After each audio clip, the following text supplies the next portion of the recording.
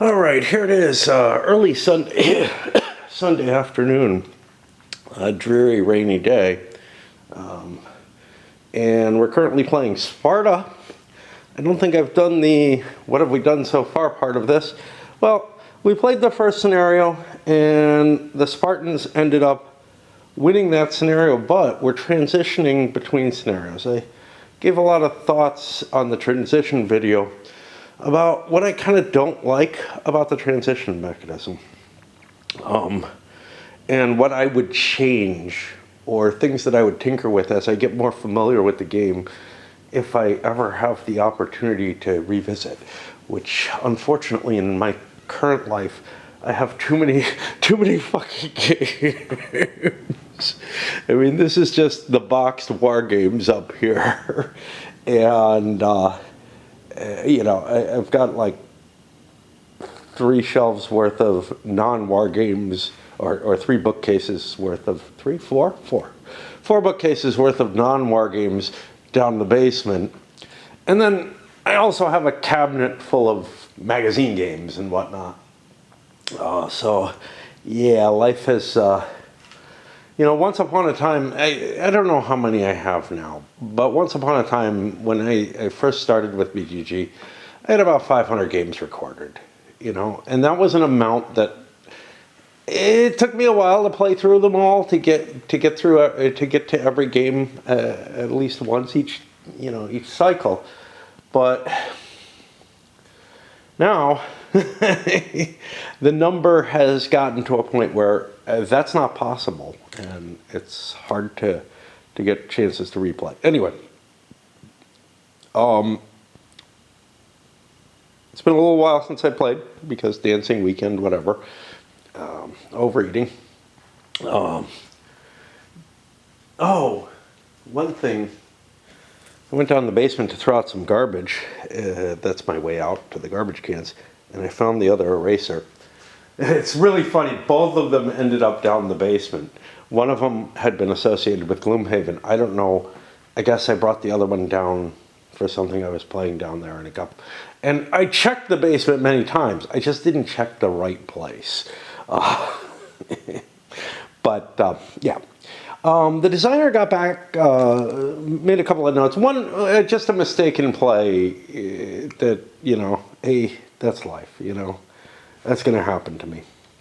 But the other was one where I made a note or made a statement that these things don't include, if you have all your leaders spent, you're in trouble. And he reminded me that, no, actually, it allows you to use a spent leader if you want to. That's the kind of thing where, look, remembering all the rules is hard. And if I have to make a decision, I'm not going to necessarily look up the rule for the decision. And there I, probably had a hinting suspicion, but who knows. Anyway, here we are at the beginning of the Archamadian War. And this is going to be the first Peloponnesian War series. We've gone through the transition period, more or less, I think, by the rules. I think actually by the rules, because I don't feel comfortable enough with the game to start tinkering with it right away. And it's not that big a hassle. But the biggest complaint that I have is that the alliances more or less stay pretty much cohesive between the scenarios. And there is a reason for that, a gameplay reason, because you've got a single victory condition at the end of the entire campaign, which is not really how I'm viewing it. Like, I'm assessing victory at the end of every scenario, not really worrying about who won overall or anything like that. Just as a point of interest, The campaign is more a framework. Whoa. There's that one pine tree there. I don't know if you can see it. Really was swaying like mad. And nothing else is. Like, I mean, everything else is, but not anywhere near as much.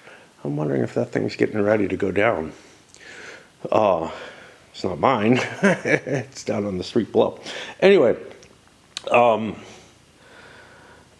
I came up with some ideas that I think would work relatively well, which is let the opposing player remove more than they did, and then apply these addition cards, which allow you to switch things around a little bit. Because I think the rules as they are, they do decrease the holdings, perhaps, but not to the same degree as I feel like they should when someone's doing really well. But, you know, I mean, the whole thing is, do you reward someone for winning a scenario by a lot, you know? I kind of like the catch-up mechanism, even if it was a bigger, viewed as a single victory condition game.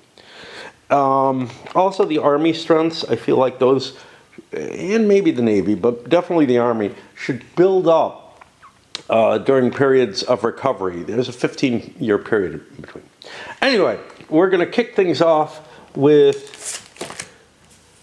we go through all the actions in the turn. And why is that? I'm trying to think the why of that. Like, why is it that at the start of the scenarios you don't do this and you do here? Here it's because we have to recover some of the strengths and whatnot. And honestly, the Army strength resets more or less anyway. So, yeah, we'll be fine. All right. We already shuffled the battle deck. We shuffled the cards. We stacked the leaders that are going to be coming in during this scenario. And what else do we do? There's a siege currently underway. That's part of the beginning of the scenario. Athens gets to start a siege. And again, that's the kind of thing where I'd like to evaluate what should be part of the scenario and what should be involved in the not this one. Well, this is second Peloponnesian. I must have the first Peloponnesian War kicking around somewhere. Oh, no, this is second. Yeah, I'm sorry. We did the first Peloponnesian War. This is the second. There's a little deck of setup cards which would give you a way of kind of randomizing the effects of what happens between the scenarios. You know, and I kind of see the scenarios more, the campaign as more a framework to play the scenarios within, giving alternate histories and whatnot. Okay, anyway.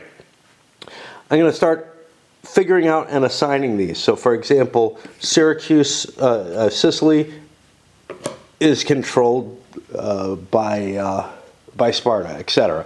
And I have to work through that. I got to get my tea out of here because I don't have room, and I also don't like it that close to the board. The net impact of this is actually Sparta is in a more powerful position than they were at the end of the last war. Apparently, they've been great rulers, right? They've looked over the situation within the Achaean world and have been able to rule it well.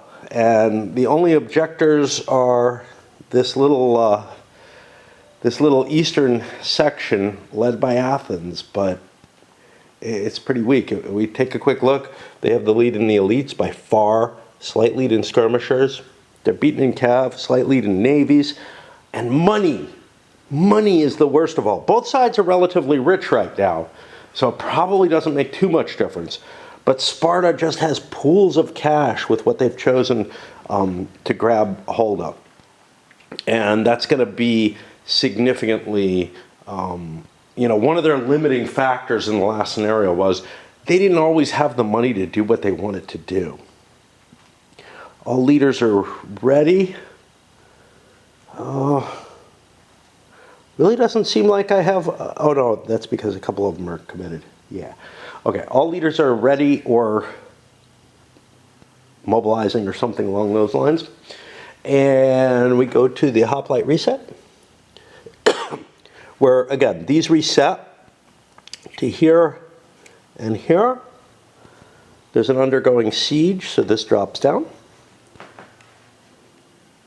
And then we look at 3-point cities. I forgot about those.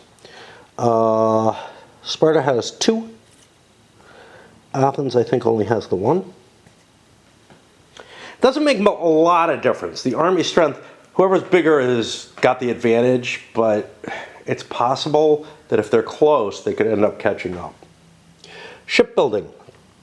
Sparta's at the lower, so they will spend 2 to improve their shipbuilding. They want to be able to compete in the naval realm.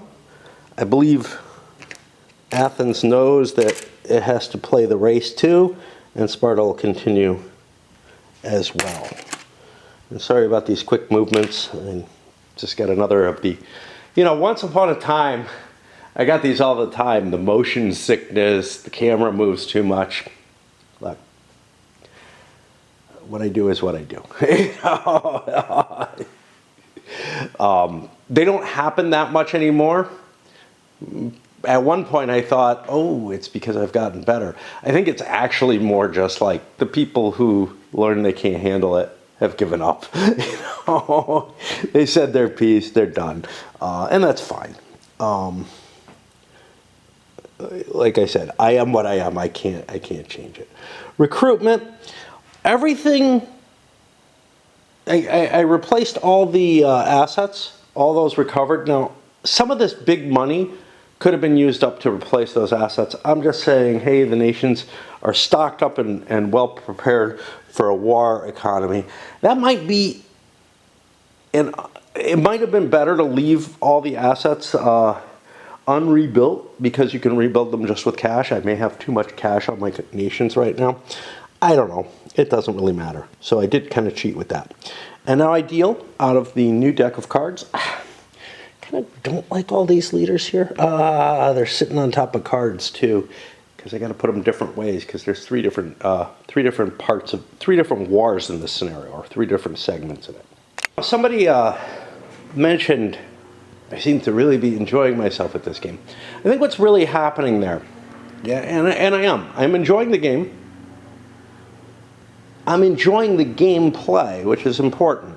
But I enjoy the gameplay of a number of different games. But I'm enjoying it in the Euro I enjoy style. And also, I'm filming it in a Euro style, which is to say that I'm spending a lot more time on individual decision making, etc.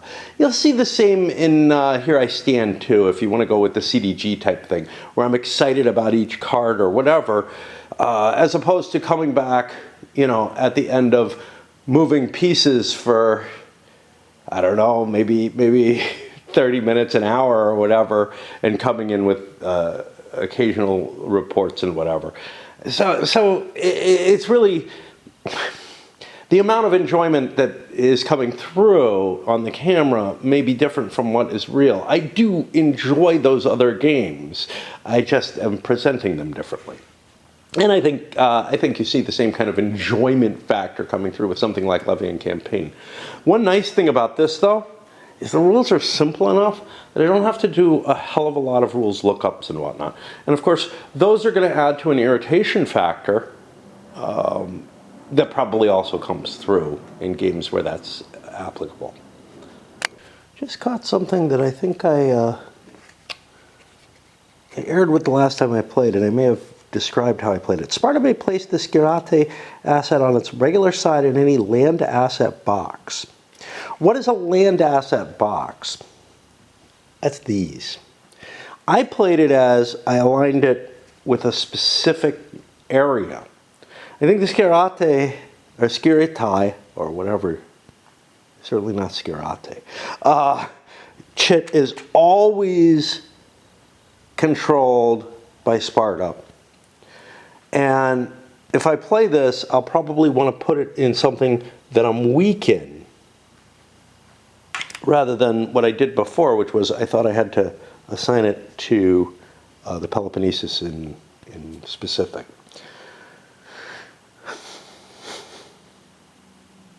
So I'm glad I didn't make that mistake again. And as a quick report of what we're doing, we spent a favor to put a couple of envoys out and deployed to make our attack. We haven't done it yet. Building a navy to counter his navy. And I actually bought a battle card because I'm going into a fight here. Is that one or two? It's this one. Okay. That's going to send us directly into the battle stage. And let's do the count. I'm going to leave some of the mechanical stuff out, but this is the beginning of a new scenario, whatever. So I guess I feel like I should do more, apply more. So point-wise, we're at +1 for that. We're at +1 for strength. We're at +1 for home area. We got all the advantages here on this attack. And now we each draw a battle card.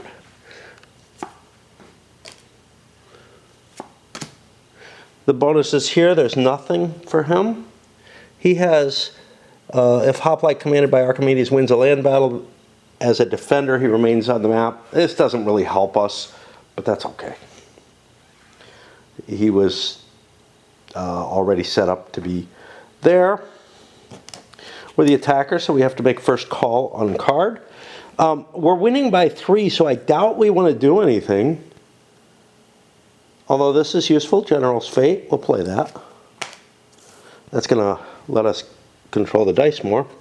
We take a look over at this, higher bidder. We could affect a mercenary. Now, I got rid of the mercenaries because I got rid of the allies. The allies were supposed to go away. This hurt Athens, but this land is our land.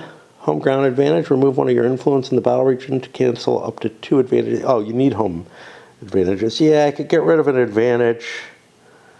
There's not much I can do. I'm just so overwhelmed. I'm not going to be able to make this a victory for me. And that means I didn't play a card. But he still gets a chance to play one. So you have a second one he wants to do? Mercenary Peltasts. I could gain the Mercenary Skirmisher and pay to gain more. I would rather hold this card rather than expose my hand already. It's possible that he might get a jump on me on this. So we've got the victory. We roll 2 dice for each general, right? We got nothing. Killing the Athenian doesn't mean anything because he's fatigued anyway. Well, yeah, it would. It might have ended the siege.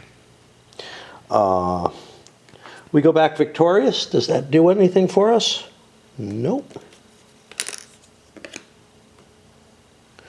The siege is over. And that's going to bring a raid marker into play at Corinth. So Corinth still won't count, but that's okay. I keep control. And that will be the Spartan player turn.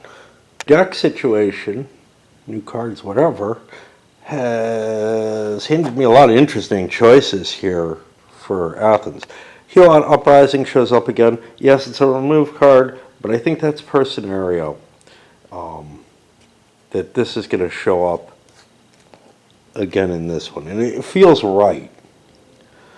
This one is really interesting. Spend 4 talents to mobilize and deploy a hoplite or trireme, raid the space and begin a siege. Or gain a talent, Definitely want to do this, but I don't think I need to do it right away. Military assistance, 2 battle cards for a favor. Appealing, but I have 2 battle cards, so it's not a good time to play it at all. Choose and promote an asset. Okay, that's nice. Reduce the Spartan elite asset if still in play. Permanently eliminate the Spartan leader. This might be worth it, Archadamus. This might be worth it, but since he's already used, I don't really care. And then the new alliance, which can get me chits. Now there was something, the one that I was most appealing to me, because I have a fleet already on the way, is to promote one of my assets. Promote my fleet. That gets rid of this cube and puts me in a position where I'll be able to fight on more equal, well, on advantageous terms, actually. And I end up raiding up here, and well, going up there to begin a raid, but of course, possibility that Sparta could react to that might have been reduced by me changing the situation here. And I am mobilizing Pericles with some troops. With all this money, it's going to be possible to conduct sieges and whatnot, shake things up a little bit more. It's different. So like that first scenario, there wasn't a lot of money in the hands of the players. And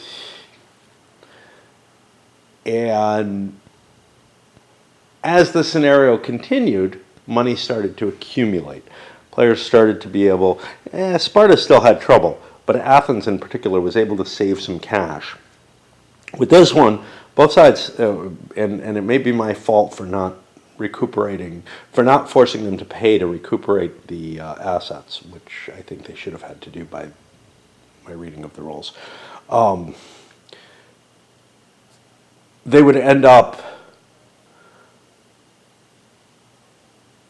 they've ended up with so much money that they can just do whatever they like, you know, which feels a little different, but yeah, favor still is a limiting factor for the cards, etc.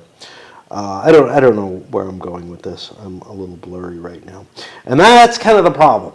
I talk about, hey, my good mood and whatnot. Yeah.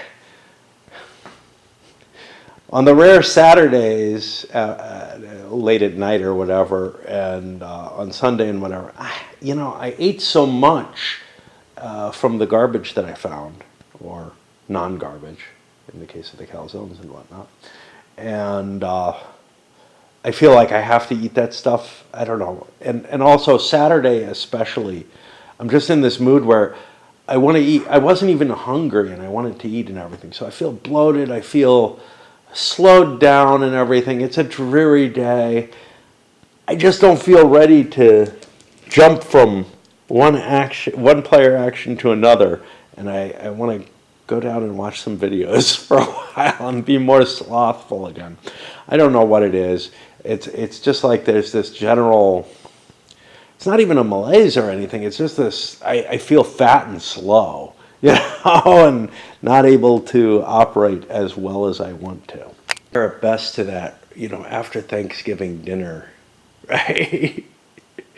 But, you know, it's like more like the day after, right? And you've just kept eating more and more of this stuff afterwards, and you're like, I was never somebody to do the Black Friday stuff or anything.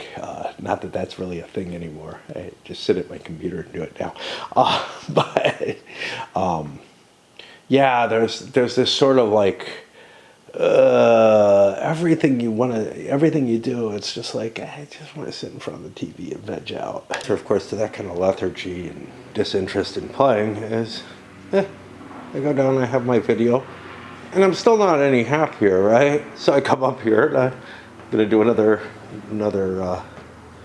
couple cards at least. Actually, an ugly decision. I mean, I have other cards that I'd love to play, but the home garrison lets me draw a battle card. I only have one, so it would be advantageous.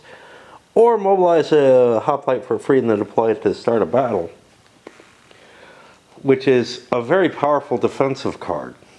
Right now, I'm facing a prospective naval battle that I probably want to go fight. Do I have the advantage? It's not really. Ugh. Maybe I don't want to fight it. Maybe I just want to let him do his siege. And what could I do instead? I could go after Samos here, which would also take something away. Yeah, I think I'm going to do that. The battle card would help me have a chance of winning the battle, but right now I don't necessarily feel like I have a good shot at it. So yeah, I gained some more political power up in Thessaly and Anatolia, spending favor to do so. Launched my move into here, which is going to be harder for Athens to react to because they don't have a fleet available right now. I bought the extra battle card after raising a hoplite army. For Athens, I had some hard choices. I'm playing the new alliance, Greater Envoy to Crete, and then I spent a favor to resolve it, getting me the Cretans there and getting the cube. This is important because I'm deploying a land army, but the Spartans are mobilizing one currently. So without much cost, they could move in to attack me. This fuck up is I forget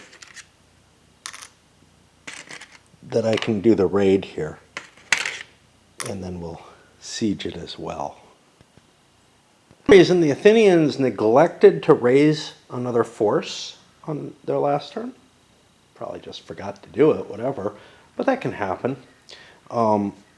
So Sparta is going to siege here.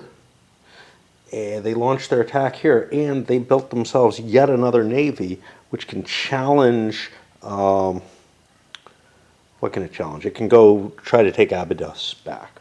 I screwed up in the last land battle and didn't give Sparta, or the last battle, I didn't give Sparta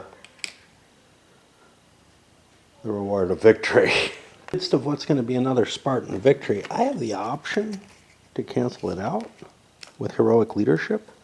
I could eliminate Pericles and be able to get myself to battle.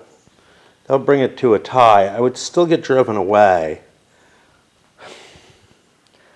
So it prevents the disparity in the army from getting worse and whatnot, but I don't think it's worth it to do that. So I'm going to let this fall as another Spartan victory. But again, Sparta just, they're on a roll from the last scenario, and it feels like too much of a snowballing effect. Like there's very little catch up in place, which again, if you're playing the whole campaign, you could say, good play is rewarded and whatnot. But again, if it weren't, I feel historically inaccurate to say that the currently winning side would just keep getting stronger and stronger during the pieces. I would probably be okay with that. But as it stands, it feels a little wrong in the sense that, it's not really meshing well with the history as I understand it, which is probably not that great. But also, it's not fitting with sort of my conception of how the campaign should be viewed. But that I see as completely out in left field, and I totally understand why the designer went with, that gameplay aspect of what you gain in one scenario, you more or less keep for the next scenario, etc. If it weren't for the niggling feeling that, the history doesn't seem right there. And post ex facto, I figure out why I did it. I have this surprise to send. I spent 4 talents and look for the unspent. Don't want to use that, so I'll send the polar mark here. And I go back to Thebes again, But what's bonus here, and why it was worth spending an extra buck, and by the way, I believe I can still pay 2 to get a battle card if I wanted to. I don't. I have 2 battle cards. Raid the space, earning a talent. Okay. So I get the money back. Okay. But I'll also be allowed to begin a siege immediately and make my rolls on that. And that is a pretty powerful card, I have to say. Anything?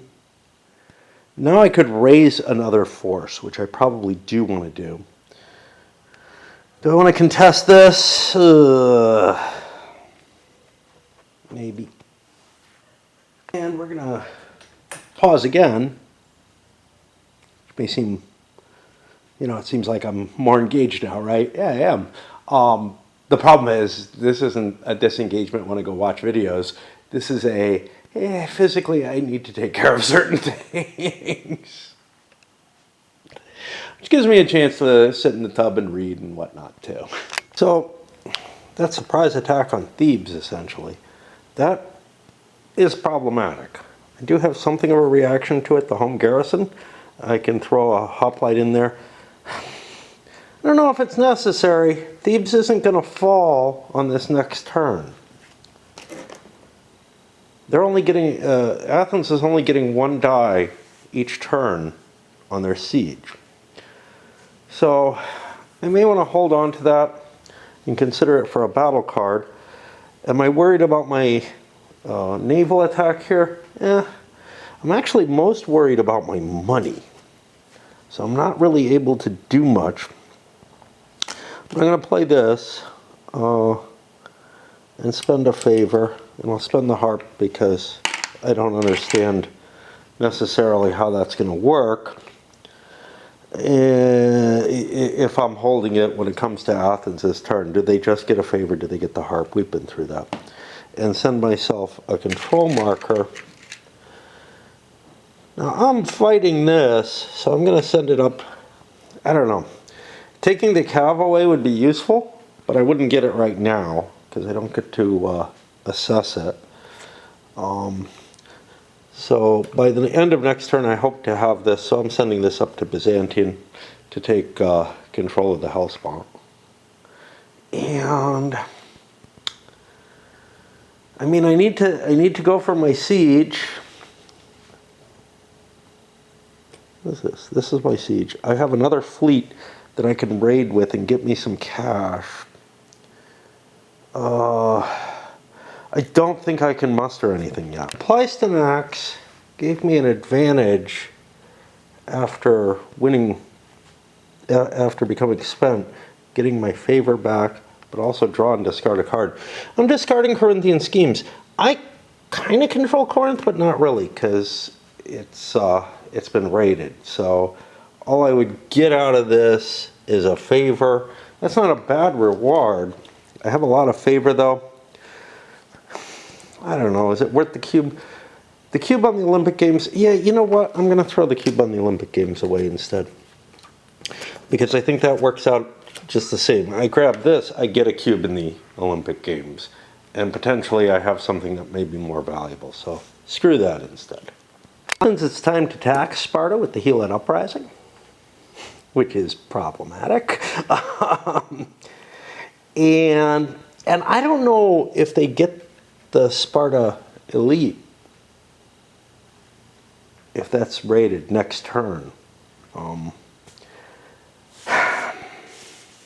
The conditions by which you get this piece are not well defined. It looks like it's just part of their ownership, just like their taxes, whatever. I think they get those things. So the only thing that the raid is going to do is take away 3 pips. 3 pips from the Peloponnesus, which really actually doesn't even matter because Athens isn't competing down there right now. Probably a mistake, given that I had this card in hand. I didn't explain what else I did. I spent 2 more of my bucks. I got 1 more siege attempt, got a success. I mean, the die favors success, but I'm pushing it to be using all my money, plus I have no reaction capability here. I do have Cleon though, and I forgot to deploy him. I should have deployed him first. Where the hell would he go? Well, I don't have the money to do sieges, so what I'd like to do is go up to Byzantium, raid that. That puts the raid marker up there and takes Hellespont essentially back. If I could have raided 2 of these, I could take the Peloponnesus away, which would be more valuable, but I don't think I have enough actions for that. So I had to kind of wind back to do this. It doesn't really impact things that was there. The Spartans probably can ignore this sort of slap in the face for the Helots. I don't think it has any impact on them. Instead, I deployed the home garrison for free. This is almost as good as the Desperate Times card.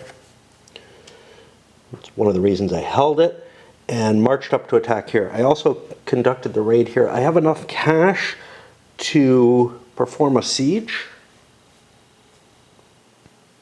Not much else, but all that big pile of money, it got used up. It got used up this turn. So yeah, we've got a battle. I should have the advantage here, but it's not as big an advantage as I've been having. I lied. It still goes up to the +3. It's just nasty. The thing was, the earlier +3 could actually be canceled out a little bit. But here I've got the home ground, I've got the army advantage, I've got the elites advantage. I'm not losing anywhere, so I'm at +3. And before, I was at +3, well actually +4 or whatever, but something could be taken from me through the Athenian battle cards. Now, it's going to be pretty hard to take an advantage away, except for the battle card that just takes an advantage away. And there's not much point. I can't get it all the way down. Even worse than facing a battle I can't win, I'm facing a battle with 3 battle cards where I can't get rid of a card. Well, I could get rid of this card. If this battle ends in a draw, you win instead. These other cards, this one I'd have to reduce an influence, which I don't have in the battle region in order to do anything. So I don't have that capability. And this one I'd need a named leader to kill, and I don't have the ability to do that. I think I hate to do this because this is a good card, but I don't get a draw, and my hand just doesn't look like it's going to do anything. And then both players will pass. It's going to end in a Spartan victory. And then we finish things off with the siege, and that actually failed. We've got Thebes. It's raided, it's not controlled anymore, but it doesn't mean much. I still get Boeotia. So, one of the facets of this is that an important city like Thebes doesn't make that much difference that it's damaged or not producing its income or whatever, because the income is for the region as a whole. I'm not sure how I feel about that. There's something I like about it gameplay-wise. There's no question about that. I mean, looking at it from the history side, I'm really not sure that Boeotia as a whole should provide as much sans Thebes, right? But then again, these are kind of an abstraction. Who knows what they really mean? The siege here, looking at 1 die, I didn't get lucky. In fact, I got unlucky. That reduced army strength. I'm always forgetting the battle. This time I gave the favor out. I forgot to move the army strengths, but I caught it, you know. I'm going to make little mistakes throughout. That's something I mentioned before. That leaves me with not enough money to continue conducting the siege, but that's okay. I still stay there. In fact, if I want to recover him, I have to roll a die, which is safe. It's just a leader. I probably actually want to withdraw from that siege on my next turn. You know, I'm going to backtrack on this because, again, I'm not that comfortable with memorizing the cards and whatnot, but this military assistant I get another battle card, so I'm going to be back up to 3, so I might as well have held that. That's just where I'm sitting here. I guess I'll play this, which gets rid of who? Archidamius. Reduces the Spartan elite. And this card goes away. And it probably won't come back because it's listed, I mean, because it gets rid of that leader, it certainly won't. It's listed as coming out only in the Archamadian War. It's possible. We had one that happened like this, right? Yeah, we had this one. The Skiterate. Skirite. I don't know. Which was back from the Athenian crisis. Why did that happen? Well, because maybe some cards were left, or maybe it got into the discard pile between the wars. It still stays in the game for the campaign game. Some cards that were historically used, essentially, if you want to consider it that way, wouldn't necessarily be able to in a given playthrough. So, but you don't want to get rid of whatever that is. Where are we? I played my card. I have a Cleon here. I should have done the raid first. Yeah, I'm going to do the raid, which gets me enough money that I can conduct a round of siege as well. So I get $1, I have to spend 2. So that goes there. We'll just roll it. How many dice am I going to get? I get 1 die for sieging. I get 1 die. I don't get a die for it being friendly. That's only in land battle. I don't get a die for either harbor or army. This actually has changed to an army. I'm not going to do it until I see what the siege is because I might be coming home. So I roll 1 die, not 2. All right. I'm not going to have enough money to go home or to conduct another siege, which kind of sucks. Boy, how that cash went fast. What does that mean? Oh, that means I put this here. Does that, when can I recall? Is one question. Doesn't really matter. I have to look this up because I don't know if I can get an advantage in the Olympics by leaving him out at siege and then pulling him back. But when he becomes, he didn't conduct a battle. Yeah, I'm not going to get anything there. Oh well. Should have attacked this back when it was a fleet. Because of his, I can abandon a siege immediately after prosecuting. I think I'm going to do that because I want Cleon for his special ability, and if he's sieging next turn, I don't get that. So I roll, and he makes it home, spent, and it's all fine. And that leaves the raid in place here, which gets me control of the Hellespont. That's great. Him, I don't know. I don't see much problem with leaving him there, but I have to... I don't know if I can get like a cube off of demobilizing the siege. I don't think I can. I think once you're committed to a siege, it just continues through the Olympics and you don't get any benefit for pulling him out of there. And that's going to put me back to the last card for both players, basically. More bonus. I have Corinthian schemes. The controller of Corinth sends a lesser envoy. Well, I don't control Corinth right now. It's raided. If neither player controls, I gain a favor instead. There are no favors. I get a talent. That enables me to continue my siege one more turn. There's nothing else I can do. It's just 1 die. I spend the money. And I lose another army strength. Great result. Okay.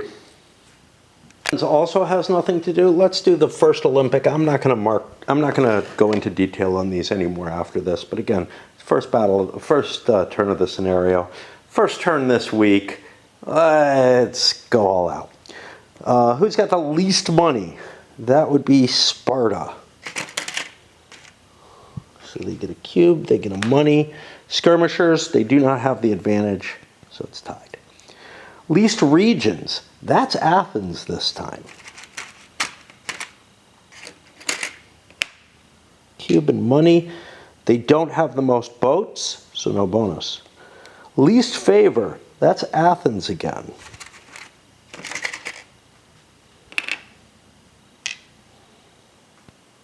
Don't have the most cav. Wrestling least battle cards, that's Sparta. And they do get an extra cube off that because that's elites. Who has this? I don't know if they would get a talent, an extra talent. I don't think so. Demobilized leader, again, I don't think you can do that with a siege. I'm not breaching the truth. Myronides doesn't exist. So this is what we're set with.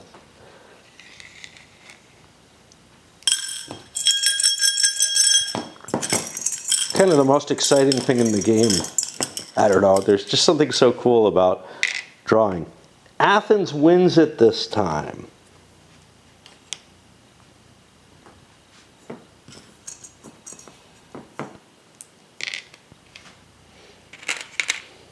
Is that turn? Is there something else that gets done after this? I don't remember.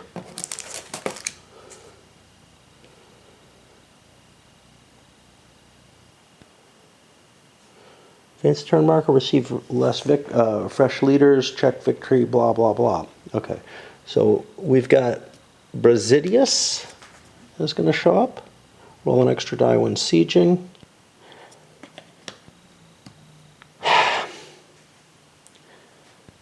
If this die result is a failure, I think you have to roll that extra die separately from the dice you would normally roll. And I get Demosthenes. This is the guy who puts stones in his mouth, right? During a land battle, the first time you draw a battle card, draw 2 and discard 1. The first time you draw a battle card. Weird. And I think that puts me to the beginning of the turn. And it's a good time for me to break for a bit. Problems of me eating so much on Saturday, whatever, is I get in the mood, whatever my oral fixation is, right, is normally satisfied by smoking all the time. But I like eating more. Like I like the difference of flavors and all that shit. And that's what I'm craving right now. And like, I'm in no way hungry. I'm full, over full to tell you the truth, over these last couple days. But man, I just want to eat things, you know? And that used to be better on Saturdays. I used to, be hungry when it came around to Saturday. Now, I'm finding so much fucking food every week that... And I kind of feel like I have to get rid of that food, that I'm like definitely not hungry. Definitely feel like I've eaten way too much. And it's just, it's a problem, and I don't know what to do to get different flavors into my mouth. Smoking is a different kind of sensation. It's like, I don't know. The answer to my flavor questions is coffee instead of tea. Yeah, I have different teas, and the Earl Grey especially gives me a little bit of differentiation. But coffee is a much stronger choice. Now, coffee is something I can't really use on Saturday. It's too dangerous, and I can't use it with abandon like I used to. So, there's that, right? And then there's also simply the fact that drinking, like smoking, is not the same as eating. I don't know. They just don't give the exact same the same experience of the differentiation of the flavors. But this is what I go with. But after having gotten in the habit of eating on Saturday, I'm now in this like, food is more attractive than these other things. Anyway, let's start the next turn. And as usual, we begin with the reassessment of all the locations, etc. I'm not going to go into detail on that. We've seen that before at the beginning of this scenario, at the beginning of this video even. Yeah, and we'll go on from there. I also shuffle the battle card. In that effect, we've seen a little bit of change. Sparta has gained the Ionian coast on their side of things, and Athens gained the Hellespont, but that's not a permanent gain. That's due to the siege situation. Nothing else changed hands, and what this means is that the money that the two powers have gained is approximately equal. Athens has $1 more. That's all. It's 16 to 15. In addition, take a look over here, and we see the cavalry has swung heavily over to Sparta. They're still not able to gain the fleet advantage. There's nothing new to be rebuilt yet in this one. But we're seeing that Spartan advantage just sort of snowballing. The sieges, the effects that I chose to make with the Athenians, and this is where the game is kind of difficult to necessarily judge where the best place to intervene is, where the best place to try to put your resources is. They made a lot of actions, cards, but sieges as well, that didn't necessarily help them. I would have been better off, say, going for this than Thebes, because I didn't take Boeotia away. But I might have been able to take the Corinthian Isthmus away by going after Megara here. Just as an example. And that's a hard thing to get a grip on, okay? At least for my mind, right? Some people may be able to process this more easily, but I find it, I want to take Thebes. And, you know, taking Thebes would have been great if I was forced into Corinth, right? Sparta, I was forced into by the Helot card. So neither of these were really impactful, you know, things that impacted my choices. Thebes didn't seem like a bad choice, but my odds of succeeding in the siege were low, and I could have perhaps taken, well, with the same results, I could have taken Megara, assuming that Sparta hadn't chosen to simply ignore the attacks, largely. And had I put an attack on Megara, at the very least, I would have taken Corinthian Isthmus out of play for Sparta. As it stands, it feels like Athens is just getting further and further behind the 8-ball here. Now, I've gotten to the point where the problem is, I get that. I've got to make a decision of what it means. Does it mean I take it from here, a la the Olympic discus, or does it mean there is not a resource? So if this is just grab any favor as normal, it would be a coin. If it's grab the harp, again, a la this, I steal it from Sparta. I'm going to go with the latter, not just as a balancing mechanism, but because it's kind of how I've been playing the game. But this is one of a few cases where I feel like some kind of clarification is needed. Is it in the playthrough? Maybe. Maybe I look. Let me get back to you. The one place that I hope to find this is the regional assessment.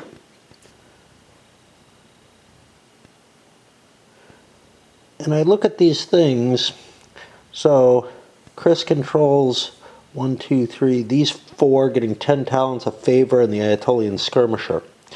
I think that that just says a favor. So I think actually this is just meant to be any old favor you want, not that. If we look here,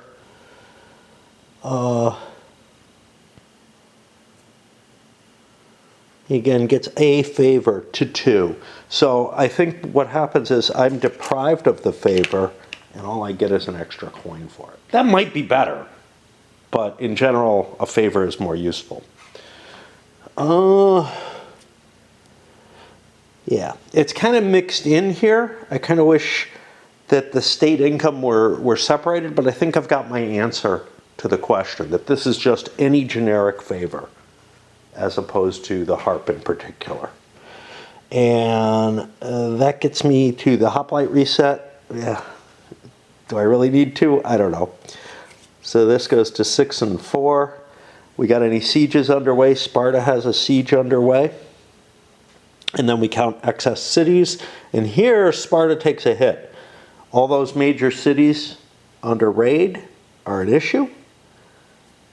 So Athens ends up tying their army strength here.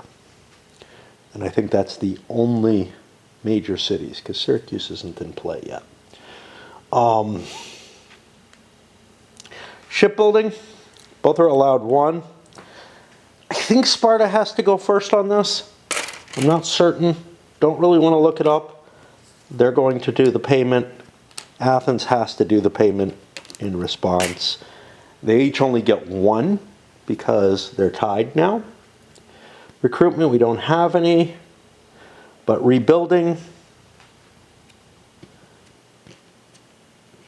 these all go away. Things are a little different, that's one of the reasons, and now we get the 6 action cards per player. Where are things a little different? I don't know. I'm trying. I know I said that, and there's a reason for it, and I'm trying to remember what the reason is. What was a little different? I guess the fleets being equal is one of the things that made them different. Anyway, I'll deal out the cards and get started. Interesting, at the end of this particular deck, and this may differ based on, how many cards were skipped earlier and stuff like that. But in this particular situation, there's 2 Sparta cards left in here at the end of this period, which means we are going to be shuffling the next deck in with those 2 cards, and this discard is going to be sitting out there. So all those discards that, with some luck, maybe there wouldn't be 2 cards here. Let's see what we got. I think we only had 1. Oh, bitch, bitch, bitch. Yeah, we only had 1 card that that was an excess card. So I think there would, no matter what, be some deck remaining. And remember, the way the rules are stated, you don't reshuffle a deck until you need to draw a card. No. Shit. How was it stated? No, when the deck runs out, you reshuffle. Which is if I recall correctly. I'm not going to look it up because it's not an issue right now. But I will look it up if I have to. But that does make a difference, which is to say, who knows what's in here and what's in here. Maybe there's cards from that earlier deck in here. There is a possibility. This is a piece of Nicias. Why is this in here? This may be in here from another deck or something. I don't know why that's in here.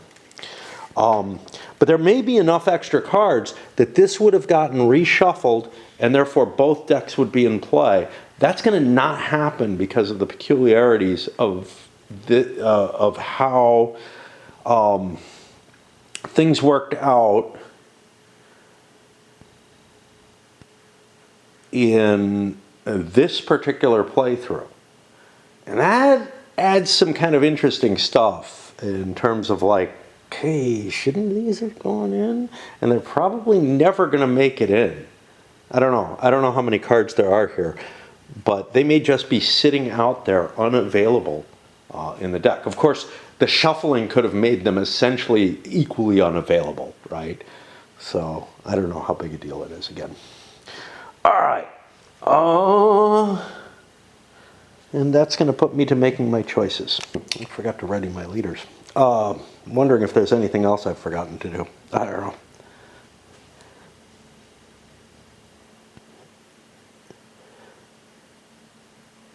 I don't know where it says to do that. But I know it happens somewhere between here and somewhere in there. And a couple interesting ones. I could spend a favor, and I have tons of favor, right? To send a greater envoy to Thebes, take control of Thebes, and that's great. By the way, the little disc, it means nothing more than there being 3 in here, right? So I don't know what the comment was. The comment might have been one of 2 things regarding control being assessed. This I think showed up in BGG, but I'm not sure. No, it may have been on a video, directly on a video. But I don't know if what was seen was me putting a disc in place, which is just a shorthand. You're only allowed so much influence there. That's to indicate you filled it up. And it has no real other effect. Or if I had a card that allowed me to reassess the control of the region and didn't spell that out. But I'm pretty sure I didn't reassess a region accidentally. I got some others that are of interest. This one, for example, remove a rated marker. You want to play this last, I think. Although the alternative choice may not be available to you. So for example, if I do fill Thebes, there are no friendly spaces that can take an envoy. Peloponnesian League shows back up. Plague of Athens. Okay, this is the one I was thinking of. Controller of Delphi. I am the controller of Delphi. So I could do something with that, but I don't think Delphi is going to fall. But I think what I'm going to do instead is this card, the Plague of Athens. Remove an influence from the Athens space. No big deal there. But I get to eliminate Pericles and get him out of the Athenian choices. Now, I could do this while he's out doing something. It would be even more powerful then. Maybe I do want to hold off until that. Because that would be an even more powerful choice, is to screw him up while he's out on mission. Choosing to send the envoy to Thebes and sort of negate a big part of what Athens managed to do in their last turn. I have nothing to deploy. I can build a new one, and the question is, what do I want to build? Whatever I want to build is where I want to press my aggression. I normally let this pass and just replace it, but this marker shouldn't be there. Not sure why it is. It prevented Hellespont, it was correct, but it should have been removed. I think I just didn't see it. That kind of issue, sometimes I just clean those up without mentioning, and people think I made a mistake that I didn't catch. Sometimes I catch them, sometimes I don't. Let's just put it that way. And I don't know. You know, it doesn't hurt for you to comment on it. It's just, it may or may not have impacted play. And then, you know, a lot of times on a video, I'll get something like, you didn't do this, like some 3, 7, 10 years later. Like, oh, okay, whatever, I don't know. If it comes immediately after I put the video up, I might remember whether or not I made the change, but I probably won't even then. Certainly don't afterwards. So yeah, the question is, what do I want to build and why? I feel like I'm kind of getting to a point where with the Athenian, I think I want to go for Athens this turn. I want to try to finish the Athenians off. And that means what? That means I can mobilize, I see movement. I think it's just a cob, but I saw some kind of movement going on there. That means I probably want to build an army. I'm better at army combat anyway, so yeah. Who do I want to choose?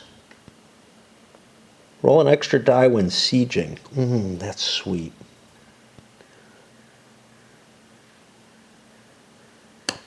This is a useful one, but I'm going to go with this. Do I need a battle card? I have 2. In general, grabbing a third one is just a bad idea. Doesn't do me anything at all, except spend some money. And then I have my siege. I do want to undertake this siege.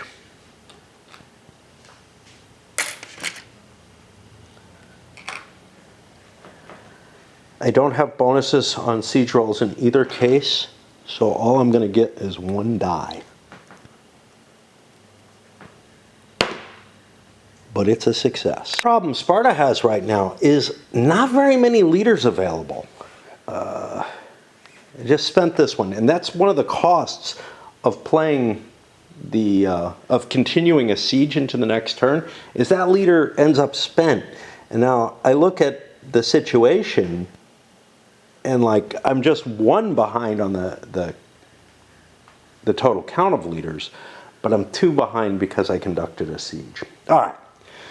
Just a thing to point out, you know, there's a lot of these that influence all your decisions throughout the game, and it's kind of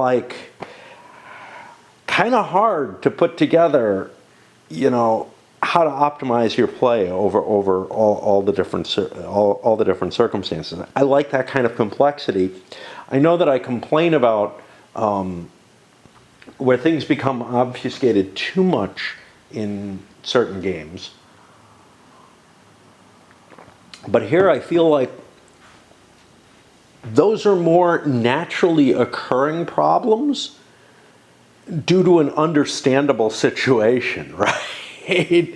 Like, I can make reasonable choices based on the situation from, you know, knowledge of history, knowledge of how the world works and everything, that are not purely game-based decisions.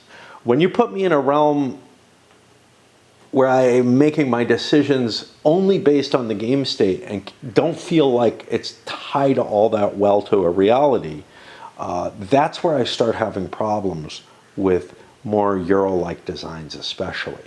This one, I don't feel like I'm running into that. Like, I always have a fallback to, yeah, but I would do this, right? Whereas with a lot of the modern Euro games, I don't know, you know, I don't feel like I'm making decisions based on anything particularly real world. And then when I do, you know, when I do try to say, yeah, I think building more railroads would make sense, or something like that. I'm thinking of, I don't even remember what it is. I think Russian rails or something, which was kind of an intriguing game, but you just find out it's a horrible choice, right? Whatever you choose, you find out it's a bad choice, and you're like, well, what was supposed to lead me to that decision? Here, I have something that guides me to decisions, and if I feel like I made a mistake, I can say, I understand why it's a mistake. You know, both with it, I can make a within the world argument for why it's a mistake. Like, yeah, this guy's busy conducting a siege. Now he's not available for another command. And that limits my opportunities for the rest of the turn. I play King Perdiccas, who doesn't go away. In order to grab Macedon, I spend my favor to assess it. That gets me the money and, more importantly, the skirmisher advantage. So now the land battle situation isn't as horrible as it looked like. I probably do want to do something about this guy to prevent him from being able to siege something, so I'm guessing I build a land army. And I bought Cleon. Now I have an interesting option here, which is to buy a battle card, because I have so many battle cards that getting an extra one might be a big deal. Now if I'm fighting a land battle, what do I look at? Do I want to kill Cleon? I don't know, but it might be an option. I don't know where he's going to attack me.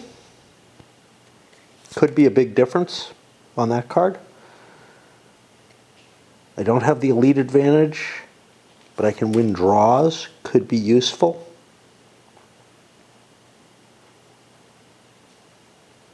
Increasing losses by 1, that's kind of painful. I could actually, if I win a battle, I could actually end up with the army strength advantage. I think it's worth it, although I have another card which gives me something more. But if you're going to collect up a big hand of battle cards, you might as well make it a super big hand, right? All right, we're going to pause because, I don't know. I just feel like, I feel like I'm getting this kind of pattern going down where I'm like, you know, playing a couple cards, going down, watching a science video, whatever. Raid is going to be soon, so that will come in. But maybe I can rip myself away from Raid to play a little bit of this in between. Like, there's no reason that I have to play like hours on end of Raid.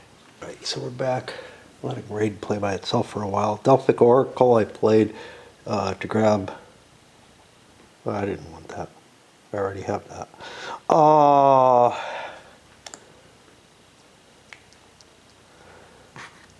play this here at Melos instead. The idea being maybe I can take the Cyclades out of play. I thought this was my opponent, and then I put another red one in there. Yeah, there are other alternatives, but that's fine. And deployed for a Siege of Athens. Now remember, I lose a die on the Siege of Athens, but I gain one for adjacent areas, and I gain one sort of for Brasidius, or for Brasidas. Again, I think that extra die is the one that can kill him, and only that one. Because otherwise, if you're in a stronger position siege-wise, you would be achieving failures, more likely. And I built myself a boat because I have some cards that help me with boats. I can maybe change the arrangement here. I can maybe gain one of these. I'm running low on cash though, so there is that. Athens, I opened up with this intrigue card, which I don't have 2 favor, so I sent a lesser envoy to a hostile space, Byzantium. That takes Hellespont away. Next turn, assuming nothing changes, from trying to be careful to state everything because maybe that's what caused the misunderstanding, from Sparta. Now, Cleon, before that, launches his attack here, and then I'm buying Pericles, and I'm going to also buy, because I have so many, a battle card, so that I'm going into battle against Sparta with many, many more cards. Now, Sparta gets a free card, and I don't, but whatever. Battle is kind of intense with the amount of cards over there. If the battle ends in a draw, you win instead. They played that because they were at the 0 spot. Well, gain a battle strength, reduce one of your participating assets. I killed off a skirmisher. I wasn't getting the points for that. Reverse to this land is our land, which actually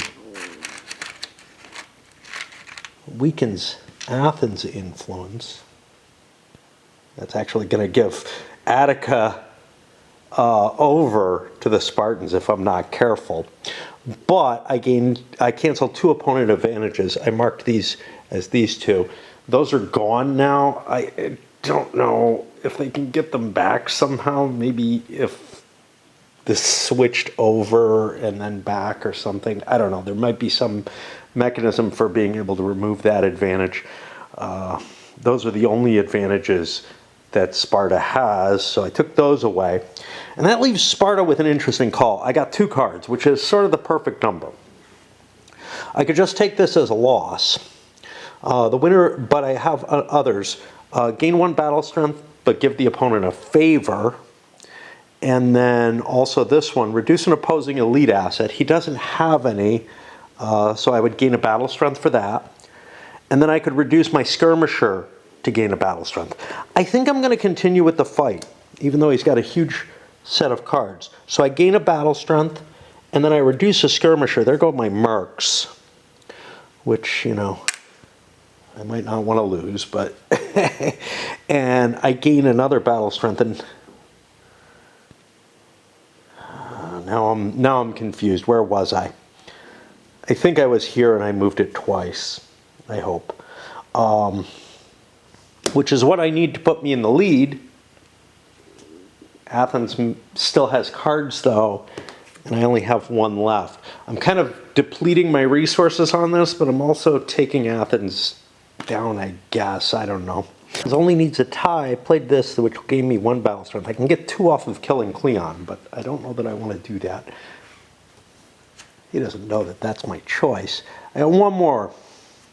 Which is I can gain a battle strength in exchange for a favor. Do I want to drain that last card? See, I have knowledge and everything, and I don't like that.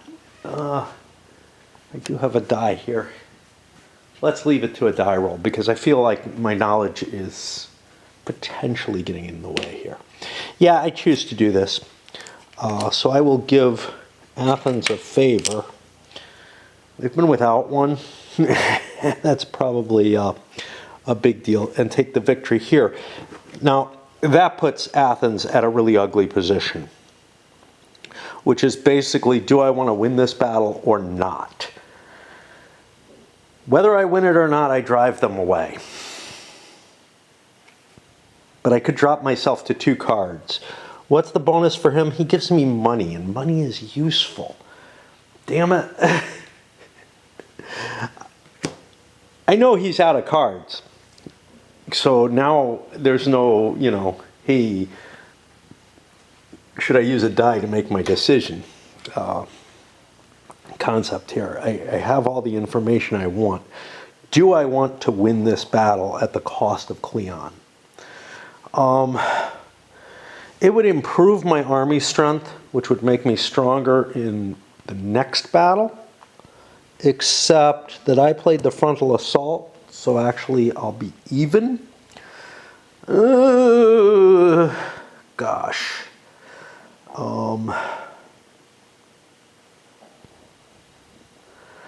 I think Cleon's too important to me. I'm going to let myself lose this battle.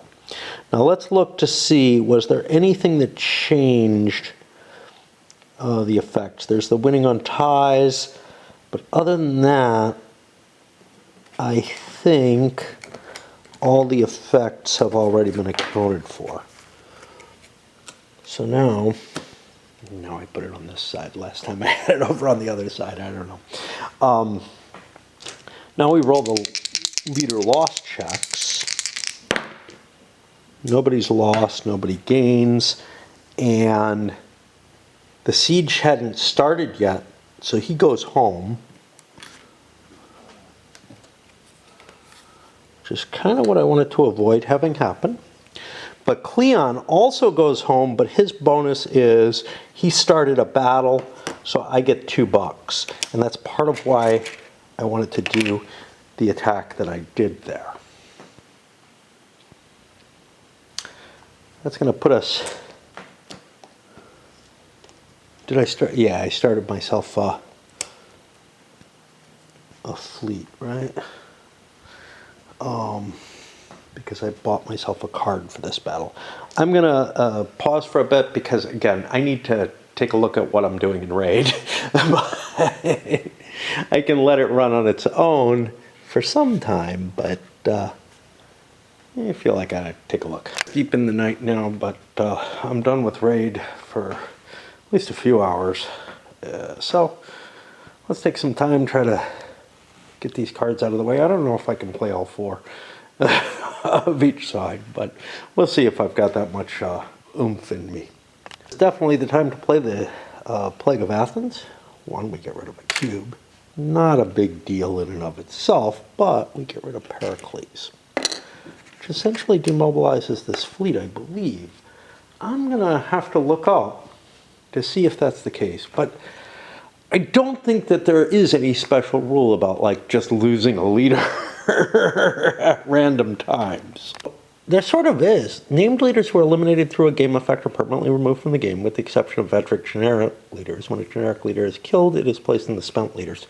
I don't see anything, though, that talks about what happens when a leader dies like this. So I'm just getting rid of him, and it counts as a demobilization, I guess. There might be something, but I don't think so. I don't know. I've got nothing deployed, but I do have a fleet mobilized that I can use now. Now, what was I going to do? Well, that's interesting. That looks really easy to take right now. Got a fair number of cards left. Not enough money to service them all. I'm just going to land there and see what happens. Now, at the very least, Athens can do an emergency measures and fight a naval battle, but they're not necessarily at any advantage in one. The only thing they have an advantage on is the battle cards. Fire off my desperate times and launch a naval battle here. What does that give me for strength? Largest combined value? No. Higher Navy strength on the track? No. Holding the ground, the control tile of the battle region? Yes. So I'm up 1, and both sides get a card. Well, wait. Nope, the Athenians do not get a card. Now, these are meant to be used once per game. I've been doing it once per scenario. Because again, you know, my particular view of the situation is, look, you know, these are crises that are greatly separated in time. Even though things didn't resolve in between the scenarios in quite the way I would have liked them to. I'm going to continue with that decision, no matter. This played to reduce the Allied fleets, giving themselves a bonus, bringing it to a 0. Wait a minute. Wait a minute. Hold on. I calculated. I had this in the wrong place. Let's put that fleet back before I do that. This should have been blank. So no Navy strength. This should have been at 1 in the Athenian side. Do I want to play a card anyway? Yeah, because I'm at 3 cards. And this one's annoying because it can only be used for fleet. So I am going to do this anyway, giving myself the cube, and that pulls it up to 2. Sparta does not have a useful card. So they pass. And that means Athens can hold off and not play a different card. The battle's over. We've driven the Spartan fleet away. And note, they don't have another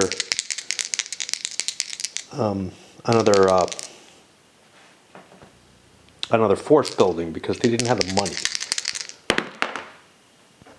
Okay. Pleistonax is dead.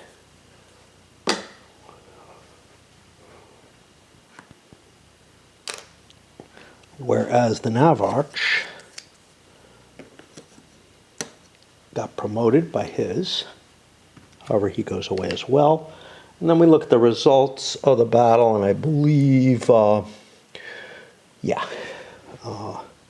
Athens goes down by 1, Sparta goes down by 2, and Athens will get a favor for winning the battle. So they turned a bad situation into something acceptable, but we lost our one auto intercept, as it were. Which means Sparta has the possibility to pull something into play, but whatever they put into play, Athens could match. And that's where the problem is. Now, what do we got here? We should have 3 cards each. There's only enough money to launch one attack on Sparta's side, unless they have something available. You can take a look at them. They're making their decision here. Remove a rated marker, that doesn't help. Lesser envoy to an uncontrolled space in the Peloponnesus and Corinthian. That can help a little bit. It's not gonna help too much. Mobilize a trireme to start a sea battle, which doesn't help me here, but it would give me a defense if I need to. So I think what I'm going to do, I'm going to spend the favor, spend the turd. Yeah, I know it's not a turd, but it's hard to tell. It kind of looks like one. Lesser envoy to an uncontrolled in Peloponnesian and Corinthian. For the Corinthian, I'll put it here. For the Peloponnesian, I'm going to put it in Argos and start building this up. There's something helpful about friendly things. And the Peloponnesian League is a one-time card, although it shows up multiple times. Am I going to build a force? See, I have this capability. I'm going to hold, I think. I don't know. Damn. It's so hard to decide, If I mobilize a land force, I'd have enough money.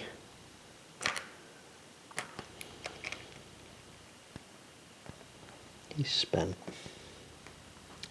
Let's mobilize.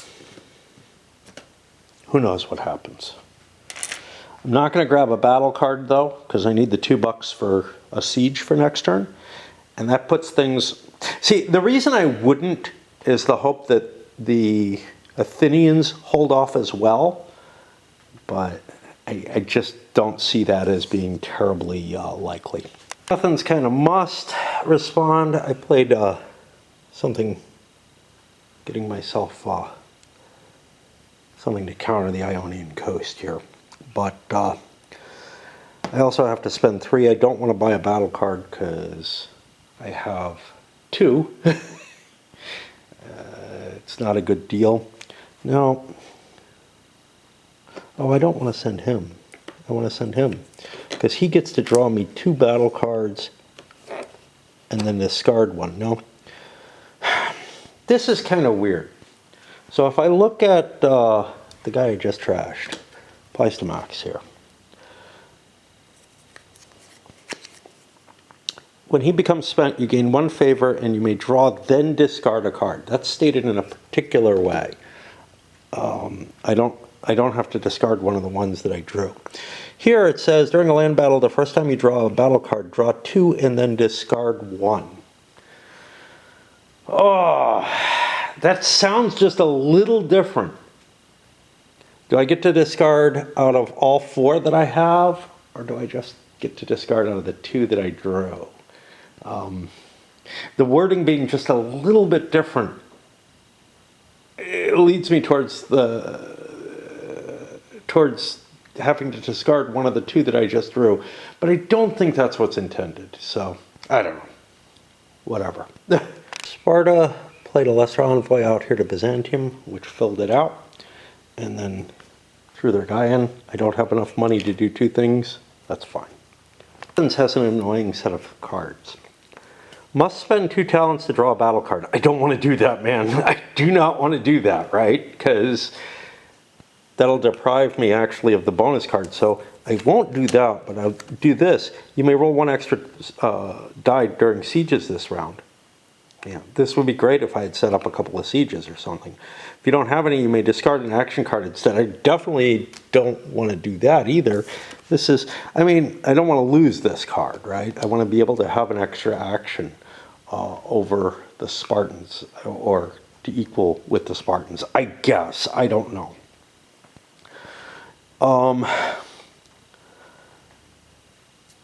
I deploy my unit.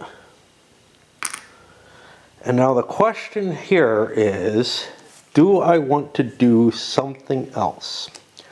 I don't think I want to spend money to deploy anything, because if I do, it just goes away. This is the last card for both sides, so I just hold on to that, I guess. I don't have to respond to anything Sparta's doing, so on to the battle. Well, in this case, the battle is 1 in favor of Sparta. Land is same. That goes away due to Attica still being controlled. And each side is going to get a battle card. Is my leader giving me anything? No. But he gets 2 cards and then discard 1 out of my set.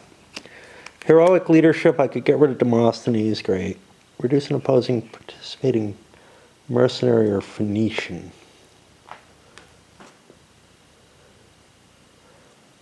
Well, that's not going to help at all, so that's a possibility. Send a lesser envoy to a non-enemy controlled space in the battle region. This could be useful. I think I could even send it to Athens, which might be helpful. Promote one of your participating assets. If all your assets in this battle are veteran already, gain a battle strength instead. Promoting isn't going to really help me, but it's at least a useful card, so I'm going to discard this one. Athens is making the attack. The value is 0.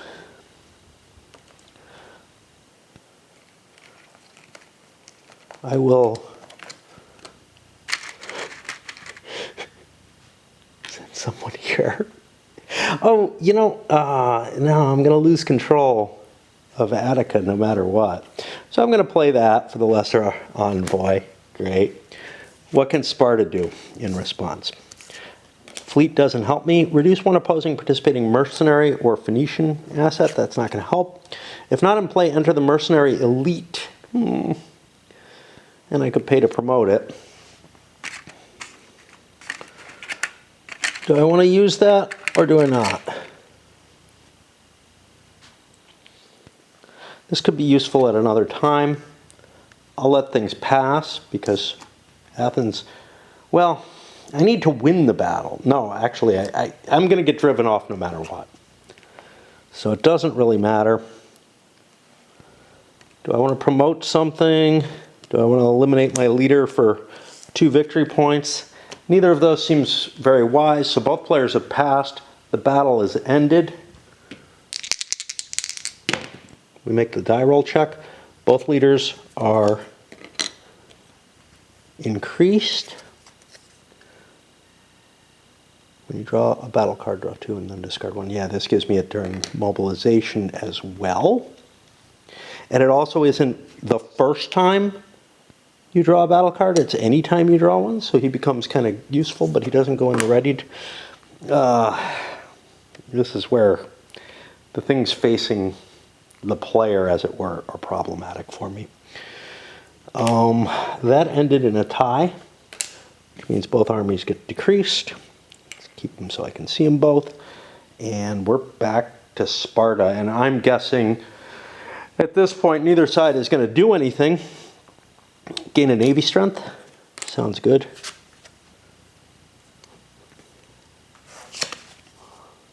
Athens must spend 2 talents to draw a battle card. This is a sucky card.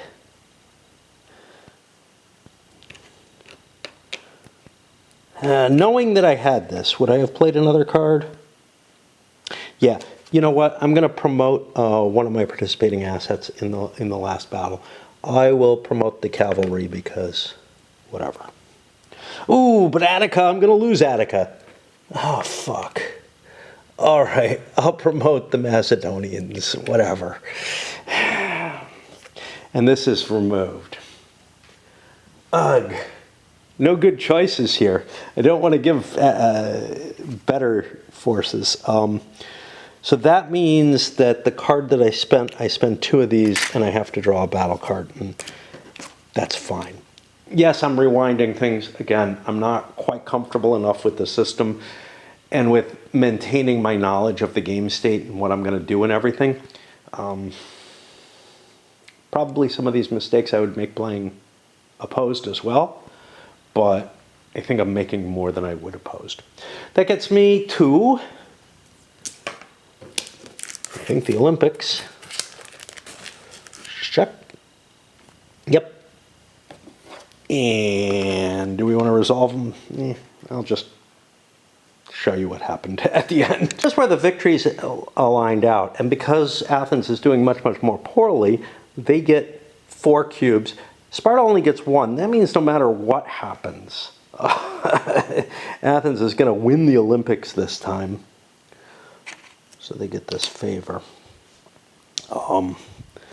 And you can see they also gained, well, they got 2 cubes here, but they gained $3 to only 1 for Sparta. So I don't even have to throw it in the cup for that.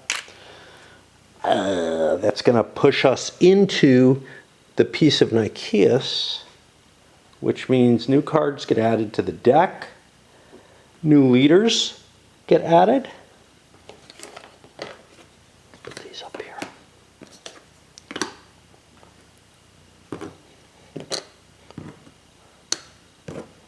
Just to get them all in play. So we get Agis. During Hoplite Reset, if he is sieging, Sparta gains a talent and does not lose an army strength. That's kind of neat. Nicaeus. If a trireme commanded by him wins a sea battle as defender, it remains on the map. That's really kind of cool. You don't get driven off as easily. And yeah, other than that, what happens here in the reset? See fresh leaders. I gotta shuffle the new cards in, and they don't get shuffled in with the discards. So again, there's only 2 of these, but a whole big deck coming in. And the battle cards get reshuffled. Yeah, and we'll sum this up.